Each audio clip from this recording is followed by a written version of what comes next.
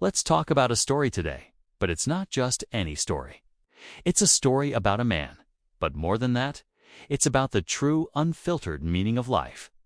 It's a journey that will make you laugh, make you cry, and ultimately make you rethink everything you thought you knew about living. This is the story of Anand. The film, released back in 1971, opens with us meeting a man named Anand. Right from the start, we learn something profound about him. His time in this world is limited. He has a terminal illness and the clock is ticking. But here's the twist. Anand's love for living is absolutely limitless. He is the embodiment of joy. Think about the most cheerful, warm-hearted, and laughter-filled person you've ever met, and that's Anand. He finds humor in every situation, a smile for every stranger, and a kind word for every soul he encounters.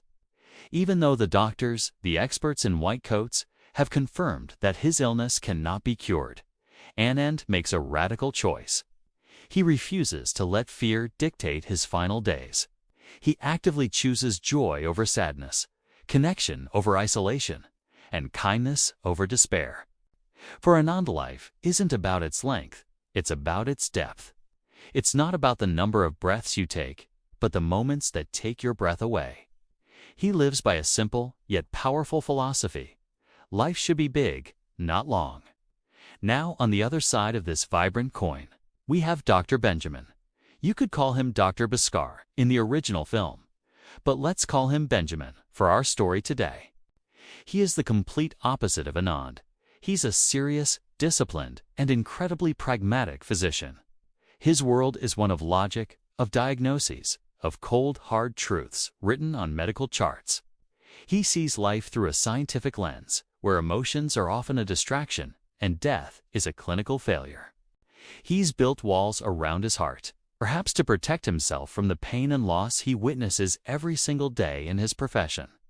His life is ordered, predictable, and devoid of the spontaneous joy that Anand radiates. And then their worlds collide. Anand, with his infectious energy and unstoppable spirit, enters Dr. Benjamin's life, and everything begins to change. It's like a splash of vibrant color on a black and white canvas. At first, Benjamin is skeptical, even annoyed. He sees Anand's constant cheerfulness as denial, a refusal to face reality. He tries to treat Anand like any other patient, a set of symptoms, a diagnosis, a prognosis. But Anand isn't just a patient, he's a force of nature. Anand's relentless laughter starts to chip away at Benjamin's carefully constructed emotional fortress. His genuine warmth begins to melt the icy distance Benjamin maintains with the world. Through the simplest moments, sharing a meal, telling a silly joke, or just having a heartfelt conversation, and starts to show him a different kind of healing. He demonstrates that medicine isn't just about prescribing pills or performing surgeries. True healing is also about compassion, about human connection, about making someone feel seen and loved. Anand doesn't lecture him. He teaches by example. He shows Benjamin that a doctor's role isn't just to prolong life, but to enrich it. As the days turn into weeks, we watch this beautiful, unlikely friendship blossom. Benjamin finds himself drawn into Anand's world. A world where every sunrise is a gift and every conversation is an opportunity for connection. He starts to see the world not just as a doctor, but as a human being. He learns to laugh more, to feel more, and to appreciate the small, fleeting moments of happiness that Anand cherishes so deeply. The grumpy, serious doctor begins to smile. He starts to understand that there is more to life than what can be measured and explained by science. Of course, the shadow of Anand's illness is always there. As time passes, his body grows weaker. The physical toll of the disease becomes more and more apparent. He gets tired more easily. The pain becomes harder to hide. But here's the most incredible part. His spirit remains unbroken. If anything, it shines even brighter. Even in his final days, when he is at his most vulnerable, his focus is not on himself, it's on others.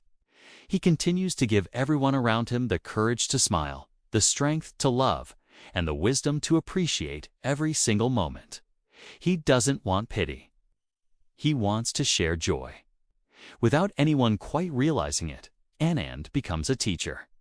He teaches everyone he meets, from his doctor to the friends he makes along the way, how incredibly precious life truly is. He shows them that waiting for the right time to be happy is a fool's errand. The right time is now, this moment. He teaches them that our legacy isn't defined by our wealth or our accomplishments, but by the love we give and the joy we spread.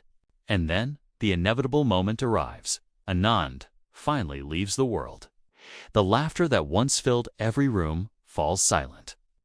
But he doesn't leave behind a void of just sorrow and grief. Yes, there is sadness, deep and profound sadness for the loss of such a beautiful soul. But more than that, he leaves behind a powerful, life-altering lesson. He leaves behind a changed Dr. Benjamin, a man who has learned to open his heart again. He leaves behind friends who now understand how to truly live. The final message of Anand's story echoes long after the credits roll. It's a message that life is not, and should never be, measured by the number of days we are given. It is measured by the happiness we create, the joy we share, and the lives we touch along the way.